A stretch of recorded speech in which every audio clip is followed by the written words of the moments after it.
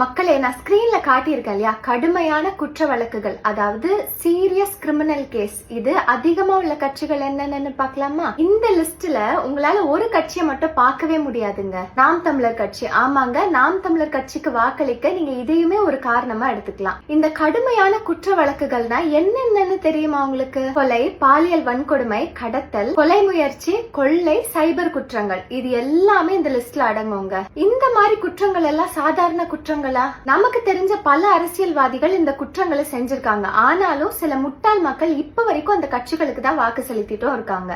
இதுல ஆச்சரியப்படக்கூடிய விஷயம் என்னன்னு தெரியுமா மக்களே? தாவேகாவோட முதல் எலெக்ஷன் அப்பவே 5வது இடத்துல வந்து நிக்கிறாங்க. அண்ணா திமுக ஆரம்பிச்சப்போ இவ்வளவு குற்றங்கள் உள்ள இல்ல. ஆனா என்னைக்கு கலைஞர் அந்த இடத்தை பிடிச்சாரோ அதுக்கப்புறம் தான் குற்றங்கள் அங்க அதிகரிச்சது.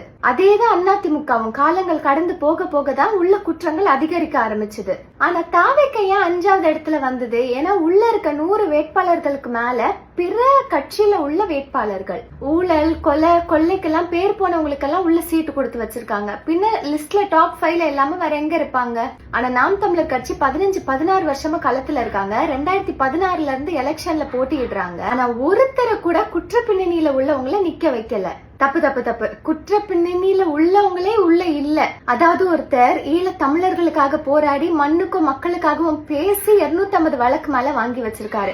அதுவும் இந்த மாதிரி மோசமான குற்றங்களும் ஒன்னா லிஸ்ட பாத்துருந்தீங்கன்னா உங்களுக்கே தெரிஞ்சிருக்கும். பாமக, தேமுதிக கூட உள்ள லிஸ்ட்ல இருக்கு. சும்மாவா சொன்னாங்க தலைவன் எப்படி இருப்பான்னு தொண்டனும் அப்படிதான் இருப்பான்னு? நாம் தமிழர் கட்சிக்கு ஆட்சி கொடுத்தா மட்டும்தாங்க தூய சக்தியான ஆட்சி அமையும். மத்த கட்சி சும்மா சொல்றாங்க இல்லையா, நாங்க தான் தூய சக்தி, நாங்க தான் தூய சக்தி. அவங்க ஒருபோதும் தூய சக்தி கிடையாது. தூய சக்தின்னு சொல்றவங்களுக்கு மட்டும் நீங்க ஆட்சியை கொடுத்தீங்கன்னு வச்சுக்கோங்க, ஏற்கனவே ஆண்ட கட்சி எப்படி நாட்டை ஆண்டுச்சோ அதை விட நாரடிச்சிருவாங்க.